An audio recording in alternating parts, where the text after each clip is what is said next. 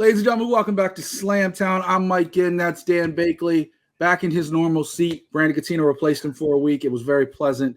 But I'm back. I'm back to fighting with Dan for another week. This week we're talking about the Never Openweight Championship. We're talking about Karl Anderson, Bright Lights, Machine Gun, whatever he wants to go by nowadays. In the whole situation with him having the title as he went to WWE with Luke Gallows and returned to form the club in WWE, leaving New Japan kind of like, are you going to come back and drop the title? What are you going to do? So I know Mr. New Japan over there has some strong feelings on that. I look at it more from a business point of view. So we'll talk about all that. Before we do, of course, head over to FightersFirst.shop. Get all the latest and greatest merch. Get the Slamtown merch. Get Dan's Cage My IQ merch. I'm currently rocking the New Japan shirt for Bad News Island, so get that as well. Just go ahead and support everything. Let our apparel be a part of your story. Dan, how you feeling today, buddy? I'm feeling good. I'm ready to get back into Slamtown and discuss these topics with you. So Dan texted me the other day, and he was like, we got to talk about this. And I know Dan thinks this is a big deal. I know he thinks that Karl Anderson taking the title and running back to WWE, it leaves New Japan in a bad spot. It leaves his buddy Naito in a bad spot. It leaves everybody there. And Karl Anderson gets to run around with a title that he may never defend. Well, he defended it once, but he may never defend it again. Dan, I'm going to let you start off. This is your subject. Tell us why we should care about this. I feel like it's more than just the title itself. This is just signifying how New Japan has been for the past 10, 20 years. I feel like they're still stuck in the old ways, like the territory ways where you kind of work with the other territories, but then you do your own thing. Nowadays, and of course, ever since the Vince McMahon took over WWE, and he got kind of like outside the box and was like, I need to think about WWE first, not think about everybody else. I need to be a little bit greedy and put this territory as primary. That's when WWE got big. You had WCW, now AEW. They're all about themselves. Mm-hmm. New Japan has always been about thinking about everybody before themselves. And I feel like it's hurting them. And, of course, I showed you the video of Naito. It's on social media where he's saying that the problem is New Japan's always being too nice. When a guy leaves to go get more money, they're honoring him. And they're like, okay, go ahead. We'll help them out. And they're not thinking about the company itself. And that's why they're always going to be second best. And they're never going to be thought about as being one of the best promotions. It's because everybody wants to leave there and not stay. And that's a problem. And this whole situation is just showing it, where they just got back Karl Anderson and Gallows. They put never under contract. Let's clear that up. They were never under New Japan contract. They put the title on Anderson, Karl Anderson. Apparently there's an agreement that they were going to be there for a while. And then, of course, they kind of went back on it for more money. Understandable. Money talks. Real quick to interrupt. From what I understand, they told Japan that when WWE calls, they're going. Yeah. They told them. They're like, whether it's today, next month, next year, we're probably going back to WWE now that Triple H is in charge. So he has the title, and then, of course, they book him for a match against Hikuleo for November 5th, and then they signed. And there was no point that they were even signing yet, because the match was booked 2 weeks before it was a week before they even started talking to WWE, and then 2 weeks before they signed. And now he doesn't want to do the date. And then, of course, well, there's a very before they even before they even booked the match for Crown Jewel. He even knew about this. So the only reason he's not doing the date is because of Crown Jewel being on the same day.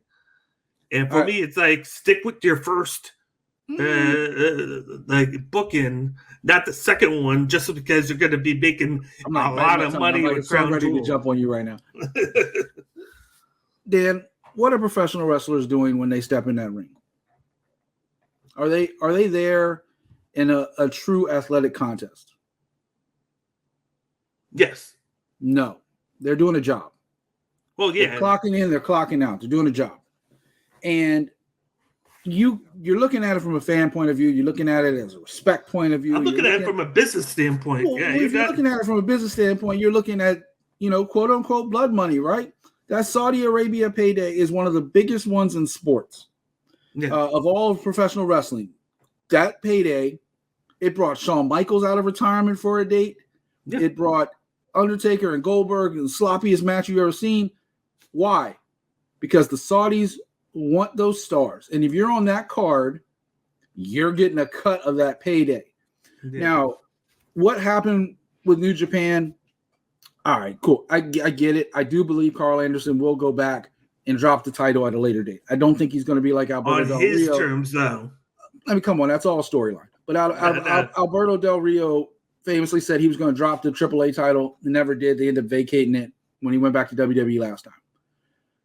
There's history stating that he may never go back and drop that title. It's been vacated once before, but that was because a wrestler was sick. Yeah. Pretty much the Never Openweight Championship tends to rotate pretty quickly. It's always been used to elevate stars. It's never been used to be like a main title. It's always been like, let's get them going. Let's kickstart their career. Let's go. Did it with Jay White. Now he's went to IWGP after that. They continue to use it as an elevation tool. I had two schools of thought on this. One, they knew they were on a handshake deal. They knew Karl Anderson may go back to WWE, whether sooner or later. Why put a title on? Why put the strap on somebody could leave at any time? Whether it was going back to Impact, AEW calling, or going to WWE, you knew it was possible. The other thing I think about is, and I don't think him missing the one date is as big of a deal. If it's multiple times they try to book him and then he doesn't come, then I think it's a bigger deal. But the one thing I do think is a big deal is that New Japan wrestlers want to be, like Naito, want to be on a more global stage. And they want to be known for being a top brand. And I get that. I respect that. That part I actually respect. But the part I don't think he understands is that they're not. And that New Japan has always been, quote unquote, a regional scene. Same as All Japan and other things, Noah and all those in Japan. Because up until recently, New Japan didn't even have a place mark in America. Like now they got television in America. Now they got their academies in America and their dojos in America. But that's the last few years. They're still establishing that. They come on late night after Impact in America. Like Thursday at like 11 o'clock. Nobody's watching. They don't even watch Impact. They're not going to use that as a run. But now they have a monthly show in the U.S. where they tour. It's a step. I agree. It's a step. It's moving that way. WWE wasn't WWF and boom overnight. No. Vince Jr. had this idea. He started playing with the MTV, and then WrestleMania happened. Look, you'll see it later this weekend when you see the interview on the network with Travis Orndorff talking about how that whole evolution happened with Paul Orndorff and being part of that scene when WWF went boom, right? Yeah. But it didn't happen overnight. He had to sit there and get these people's contracts and get these people from AWA and people from Georgia and Mid-South and all this stuff. Japan doesn't have the television base, the LA and Hollywood or the New York and be in New York. Like Tokyo's cool, but people don't feel like they have to go there to succeed in the world. But America, and for better or worse, has that image. And I feel like what you're also talking about is real quick. What you're also talking about is a lot of American wrestlers that have abandoned New Japan to come back to America. They use New Japan to build up their stock again. They use New Japan to get more work rate in because let's say New Japan's always had very top rate work rate. Only exception is Shinsuke Nakamura. You want to go back in the day, maybe Tajiri or Taka Michinoku, but the only big star recently that's jumped from Japan to America has been Shinsuke. Other than that, it's always Americans coming back. So I don't know how he can get upset that they put America first. What's the excuse with Jay White, who is probably bigger than 90% of all the stars in America? He wasn't a couple years ago. He's been big for the last 3-4 years. He only became big when AJ and all them and Cody and all them went back to the United States. He didn't get big until after Cody and the Young Bucks and Adam Cole went to the United States and he picked up the reins of the Bullet Club. That's when Jay White went boom. It wasn't until all those guys left. Yeah, and guess what? And that was 4 years ago. Yeah, but it's still modern history. It's still very recent, and a lot of mainstream audiences still don't know who Jay White is. But he was just a free agent. He could have left, but he could have. But he's not going to make the money. He doesn't have that market yet. Oh, he's had the market. People keep calling. If he showed up you're talking about a diehard fan base that knows who he is. Yes. The casual fan does not know who Jay White is. And he showed up in AEW a couple times, but if he showed up on WWE TV, 95% of that audience would be like, who the hell is this? But he wouldn't be the same character that he is in New Japan. Well, he would be now with Triple H. That has been he wouldn't that is making him this big.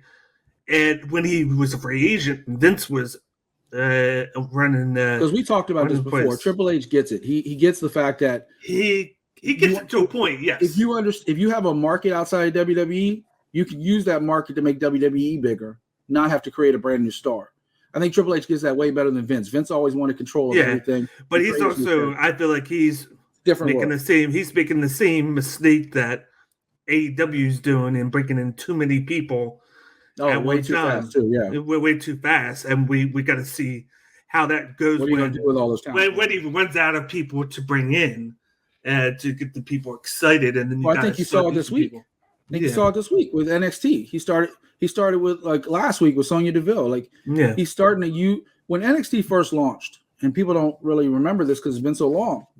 Yeah, main roster stars like Cesaro, Natalia, and a number of other talents were down there on TV with them, putting over the new talent. Like, go look up Cesaro and Sami Zayn. Yeah, it was some of the best matches you ever seen. Like he put them on, and then when that person comes to the main roster, not only do they have more of a name value, now they also have experience wrestling with these top stars, and they're not intimidated. And that's kind of what he did, and now he's kind of going back to that. Part of it was because they went head-to-head this week with the special AEW show. But let's be real. Having Gallows and Anderson on NXT, having Sonya Deville on NXT, having a number of other stars coming in and out, Finn Balor and Rhea Ripley and Raquel Gonzalez going back, like all these people, Rodriguez going back, there is a way to build new stars. And also still use the talent and pay them for being on TV without being on TV, like without being on the main shows. AEW doesn't have that. They don't have a farm system. They go head to head with NXT and act like they're doing big things. But let's be real. Jon Moxley's supposed to be a big star. Chris Jericho's are supposed to be big stars. You're going against Braun Breaker, who hasn't made it yet. Like, that's not the same thing, no matter how much they want to push NXT as a brand. And with Jay White's situation, Jay White, if he came to WWE, he would go to NXT. They'd have to build him up to the American market. He would go straight to no way. I think he would go, yes. I guarantee it. No way. When you got a WWE Raw fandom and the whole crowd saying too sweet. But that's not because of him. But they know what group he's in. And that's where it came from. But you can't use the Bullet Club. You see them now using the original club. But they do that. But they do that to Triple H when they're at the Hall of Fame, and he goes, "We don't do that here." So he's acknowledging that they exist. And where does Too Sweet come from? The Bullet Club. No, where does Too Sweet come from? It comes from the Bullet Club, bullshit. Which is the Bullet Club which on the Click. Which and the Click got it from New Japan. The Click. I bet you didn't. I bet you didn't know that. I didn't, but you know what? But I'll tell you this much: the WWE audience doesn't know it either. They know it comes from the Click. They know it comes from Shawn Michaels, Triple H, Kevin Nash, Scott Hall, and X-Pac. They know that's where that comes from. And when they did the Raw reunion and let AJ and Finn Balor and them throw it up with them, that associated them with that. They know it from AJ. They know it from Finn. They don't know who Jay White is. Now here's one thing that's coinciding with the Never Openweight saga. We've seen this before. We've seen it in WWE with Bret Hart when he wrestled Shawn Michaels and dropping the title, and how WWE did something drastic to make sure that he didn't take the title with him and put him in that situation. This is not the Montreal Screwjob. No, it's not. But at the same time, this is. I thought you were about to talk about Shawn Michaels losing his smile. I thought you were going a different way with that one. This is them doing the exact opposite thing, which they should have done. They have the upper hand in this because they had him booked. They had him already put on the title. You said, from the Karl Anderson standpoint, I'm going for the money. They should have put the title on him. If he knows he's going, why does he want the title on him when he knows he's going? Well, first of all, no wrestler is going to say no to a title because it always means more money. Well, it always means more money, but when he's not doing anything with it, because he defended it once. Yeah, he defended it once.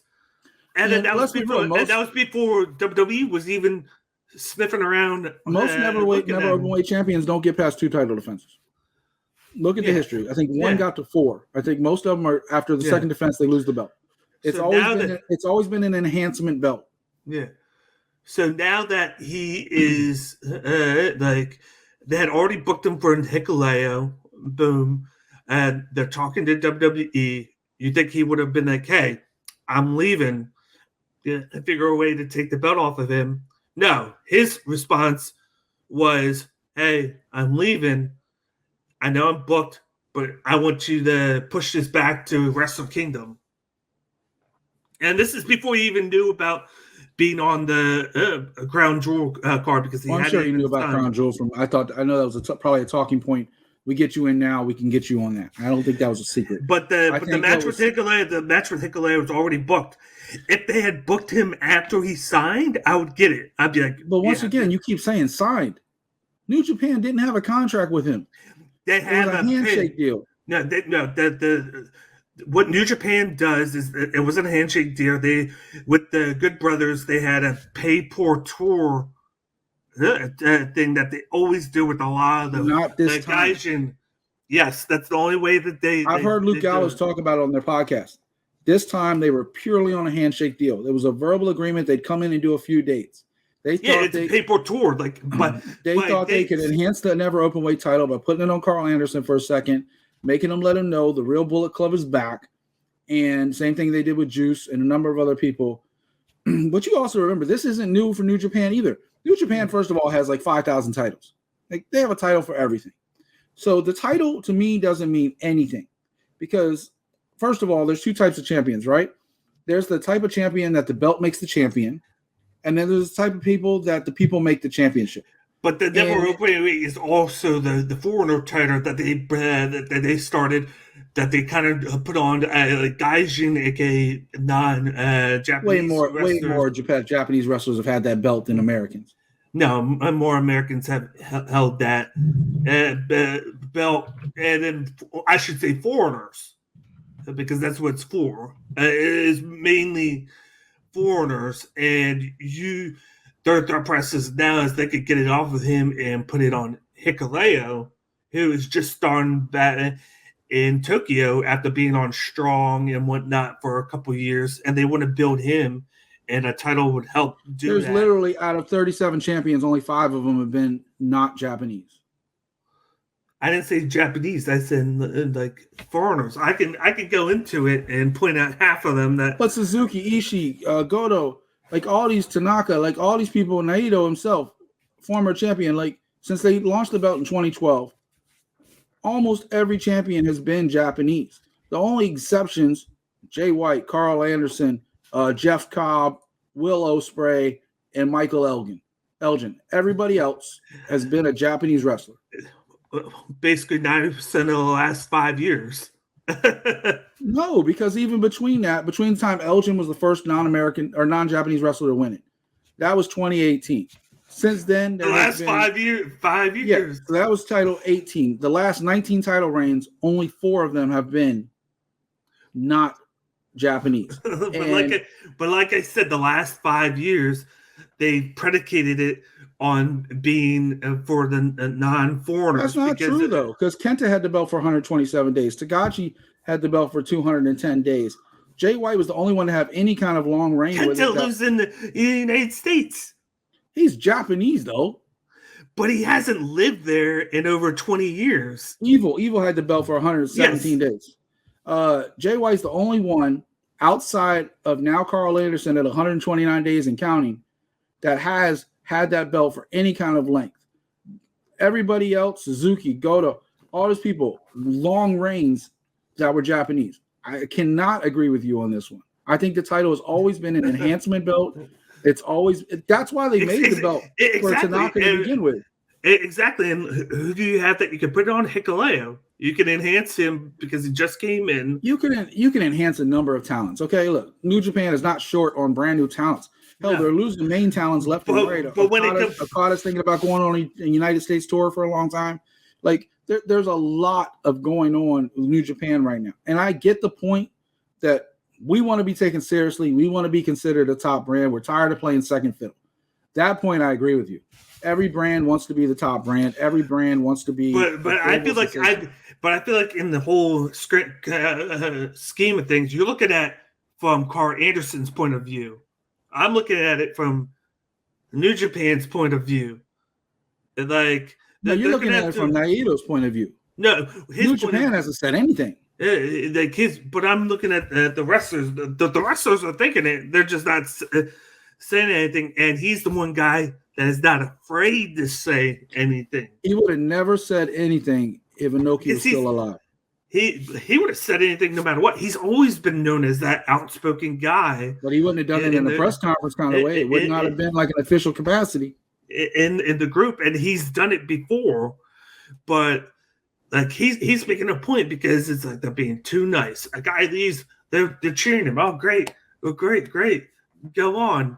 Like holding the title hostage, and that's why they're scrambling behind the scenes trying to figure out what they're gonna do, because he was supposed to defend it, but then it was booked, signed. 2 weeks later, he goes and signs with WWE, which is, like I said, which is fine. But now he's like, oh, I didn't agree to this.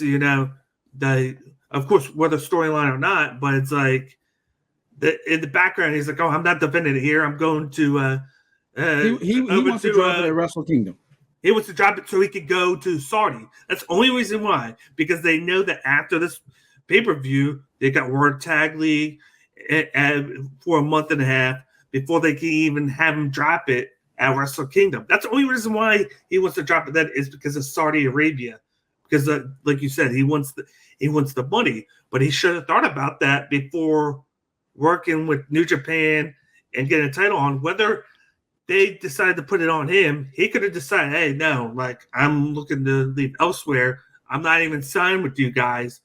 Don't do it. Or he could have just been like, hey, just strip me. Just strip me of the title.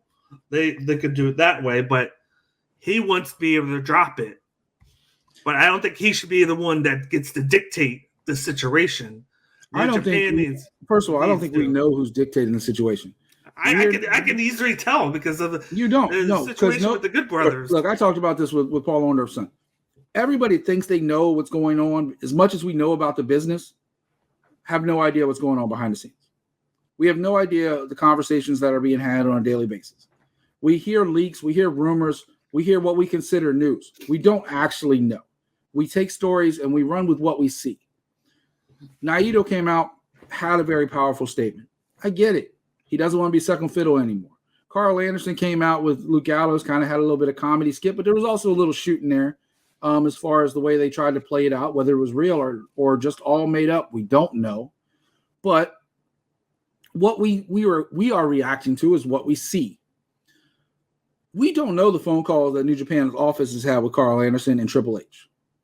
We don't know. And Stephanie McMahon and Nick. We know Nick Khan's been on the phone with New Japan quite frequently the last couple of years, trying to get some kind of deal, especially when Bryan Danielson was a free agent and they were trying to keep Bryan Danielson. They wanted a relationship so they could do that. Antonio Inoki just passed away. Seiji's trying to take over a lot of extra roles that he's taken over the last couple of years when Inoki got sick. And there's a whole new office over the last couple of years that's been doing things differently. They've been doing the Forbidden Door with AEW. They've been opening things up, letting Will Ospreay go all over the damn planet. Same thing with Jay White a little bit. He's been traveling quite a bit too.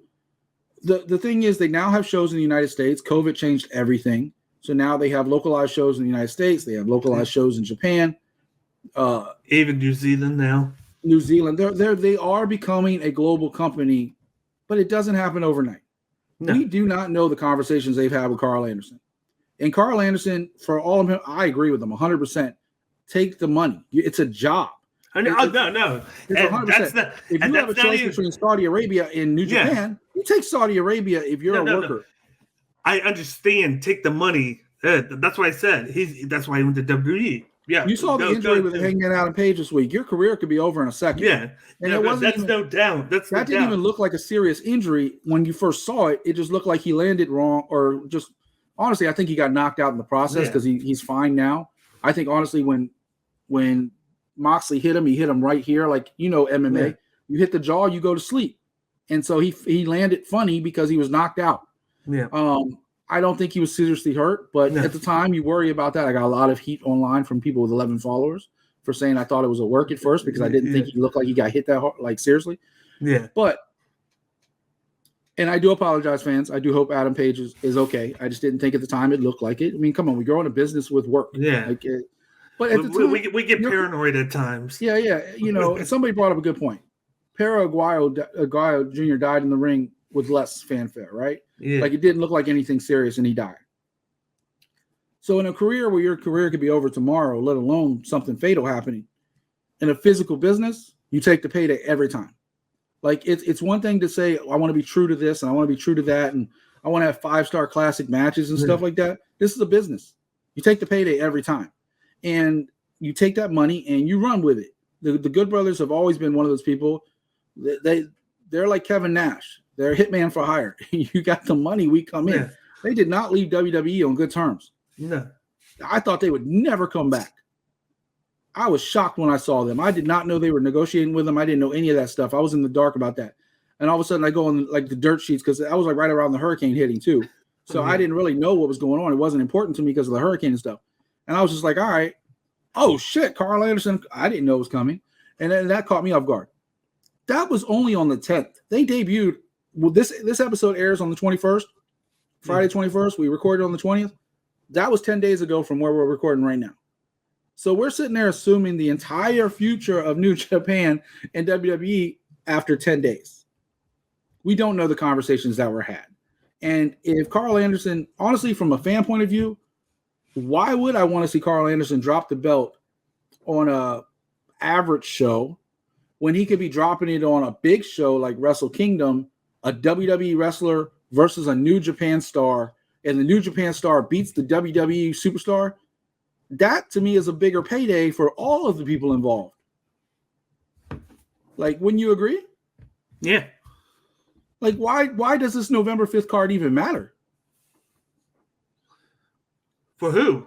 For New Japan. Why does it matter for WWE? Why would it matter for Karl Anderson? Well, this is my point. He put himself in that situation getting double booked. He put himself in that He's situation. He's not the first wrestler to get double booked. No. But then at the same time, I look at it a little bit more than just that.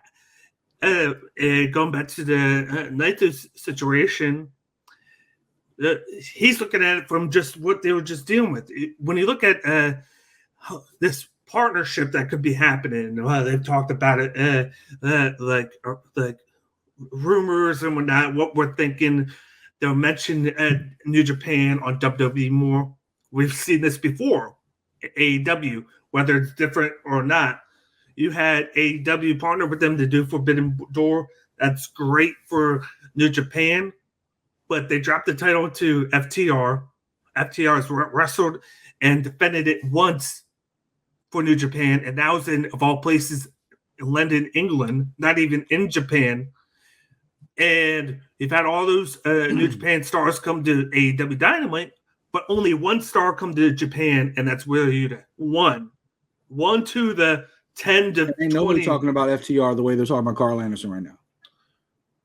No, but people over there are complaining that it hasn't even been defended there. We just don't hear it. Of course. But I have a friend that lives in Tokyo that watches that says that people are complaining about the situation. That's the only reason I know that. But then you look here, same situation. That they're going there. It's getting the talk starting of, oh, maybe they could work together because now AEW has a partnership with Pro Wrestler Noah. And you hear when they brought out Nakamura on NXT, it wasn't, oh, it's the former Intercontinental Champion, former tag team champion in WWE. No. They listed Corey. No, he listed the compliments. Triple H has been big the last few weeks of him telling people's real history. Yeah, like no longer pretending wrestling fans are stupid and don't know. He's name dropped a bunch of people. Michael Cole's name dropped a bunch of people because Triple H has his philosophy is like fans aren't stupid. They know they saw this person on AEW or they know they saw this person in WCW or Japan. And why do we pretend that doesn't exist when that's a part of their history? Yeah, go ahead. That's big. But when they mentioned Billy Gunn, they didn't mention. They said that guy who's over that was because of AEW. Yeah, that's because they're considered as their. No, that's because AEW forbid it. Road Dogg said on his podcast the other day they thought the day before Billy Gunn was in, and then the day of Billy Gunn was out because AEW said no. But they had that. But it's like they don't consider New Japan a threat at all. They don't. Why would they? I feel like they are like the ECW where they can just pick from them and whatever they want, and there wasn't anything ECW could do because they're small. New Japan can do something, and I feel like one of the big issues is the way they sign the foreigners, the Americans, the wrestlers in Mexico and whatnot. It's always, like I said, pay per appearance, like per tour. So it's like bi-monthly. They need to sign these people by 2 yearly or bi-yearly contracts to keep them from doing this. So look, I'll say this and I'll give you the final word. So we can wrap this up. Yeah. Look, if New Japan wants to be a player, then pay people like the American companies pay people. Yeah. Like, stop pretending you want to be a big player when you really don't. Because if you did, you'd have these guaranteed contracts or these long-term contracts that the American companies are throwing at Shinsuke Nakamura, AJ Styles, Finn Balor, so on and so forth. They're trying to get Will Ospreay and some other stuff. AEW, the way they did with Kenny Omega and the Young Bucks, they have contracts, and they have big-time contracts. New Japan wants to pay people for a tour. They want to pay people for an appearance. They want to pay people to come in for a short time and go away. You can't be a global company if your top stars at any given time, whether it was Kenta jumping ship to NXT, like your top stars at any given time can leave because you only pay them this much. America pays them that much.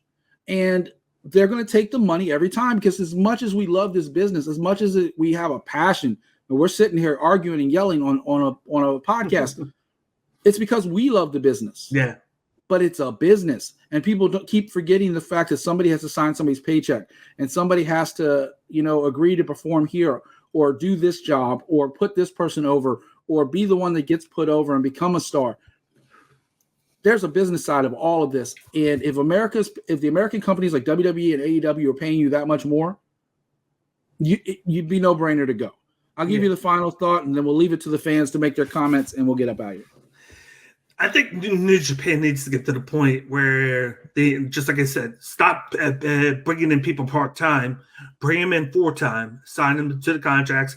They have the money. I don't think the money is the issue. I think the issue is they just want to bring him in to short stints and then to build up, and then they know, okay, maybe he'll leave because we're bringing him in to come over here to Japan, and we'll just find a replacement after that. No, they need to be like, boom, let's bring you in 2 years, take it or leave it. We want to build our company, not build you up and then let you leave, and then people be like, okay, it's New Japan. It's a New Japan star going over. need to build themselves up as a company. They could be a number one company with the product that they have. They're starting to branch over the U.S. They got a whole show in the U.S. with 2 different belts right now, and they even just brought a third one for the women because they want to branch the women over to the U.S. as well. They're starting to do that. So they got 1,000 titles. Yeah. So it's like they're making the moves. It's just that it's these simple things that they're making mistakes on. That they're not thinking about the company.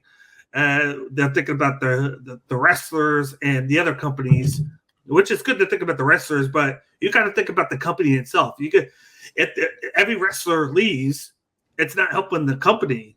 It's helping the people that were there, and you got to think about you. Yeah, the wrestlers there, you're paying them, so you're paying them to want to be there.